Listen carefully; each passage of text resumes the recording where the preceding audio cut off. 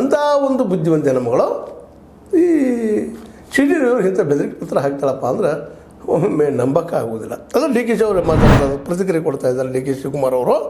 ಏನಪ್ಪ ಅಂದ್ರೆ C T Ravi ಅವರನ್ನು ನಾನು ರಾಷ್ಟ್ರೀಯ ನಾಯಕರು ತಿಳ್ಕೊಂಡಿದ್ದೆ, ಇನ್ನೊಬ್ಬರು ರಾಷ್ಟ್ರೀಯ ನಾಯಕರು ತಿಳ್ಕೊಂಡಿದ್ದೆ, ಆದರೆ ಅವರು ದೊಡ್ಡ ಡ್ರಾಮಾ ಮಾಸ್ಟರ್ ಆಗಿದ್ದಾರೆ ಎಂದು ಲೇವಡಿ ಮಾಡಿದ್ದಾರೆ.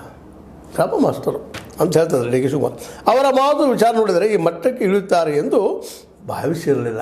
ಇವರ ಅಭಿಪ್ರಾಯದಲ್ಲಿ ತಾವು ಬರ್ಕೊಂಡು ತಾವು ಮಾಡಿದ್ದಾರೆ ಅಂತ ಅಭಿಪ್ರಾಯ ಅದ. ಹಿಂಗಾಗಲ್ಲ ಅಂತ ಇದಿರಲಿಲ್ಲ. ಬೇರೆ ಯಾರು ಒಪ್ಪುವುದು ಬೇಡ, ಆತ್ಮಸಾಕ್ಷಿ ಹೇಳಿದ್ರೆ ಸಾಕು. ಆತ್ಮಸಾಕ್ಷಿಯೊಳಗೆ ಇರ್ತದೆ, ನಾ ಏನು ಮಾಡಿದ್ದೀನಿ ಏನಿಲ್ಲ ಅಂತೇಳ ಅದು ಹೇಳಿದ್ರೆ ಸಾಕು. ರವಿ ಹೀಗೆ ಮಾಡಬಾರ್ದಿತ್ತು ಎಂದು ಬಿ ಜೆ ಪಿಯ 100 ನಾಯಕರೇ ನನಗೆ ಹೇಳಿದ್ದಾರೆ.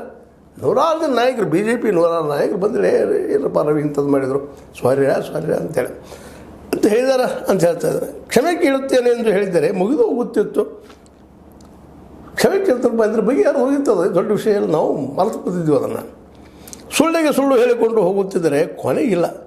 ಅವರ ಬಳಿ ತನಿಖಾ ತಂಡ ಇದೆಯಲ್ಲ, ತನಿಖೆ ಮಾಡಿಸಿಕೊಳ್ಳಿ. ಅವ್ರ ತನಿಖಾ ತಂಡ ಇದೆ, ಅದು ಮಾಡಿಸ್ಕೊಳ್ಳಿ. ಯಾಕೆ ನಮ್ಮ ಪೊಲೀಸ್ ಮೇಲೆ ವಿಶ್ವಾಸ ಇಲ್ಲ ಅವ್ರಿಗೆ.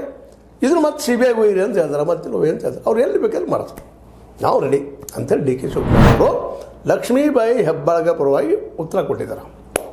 ಇನ್ನಿದು ಎತ್ತು ಹೋಗ್ಬೋದು, ಸಿ ಬಿ ಐಗೆ ಹೋಗ್ಬೋದಾ, ಇಲ್ಲಿ ಪೊಲೀಸ್ ಎನ್ಕ್ವೈರಿ ಮಾಡ್ಬೋದಾ, ಸಿ ಐ ಡಿಗೆ ಹೋಗ್ಬೋದಾ, ಎಲ್ಲಿ ಹೋಗ್ಬೋದು ಅಂತ ಡಿ ಕೆ ಶಿ ಅವರು ಹೇಳೋಲ್ಲ ಸ್ವಲ್ಪ ಸತ್ಯತೆಗಳು ಅನ್ನಿಸ್ತಾವೆ.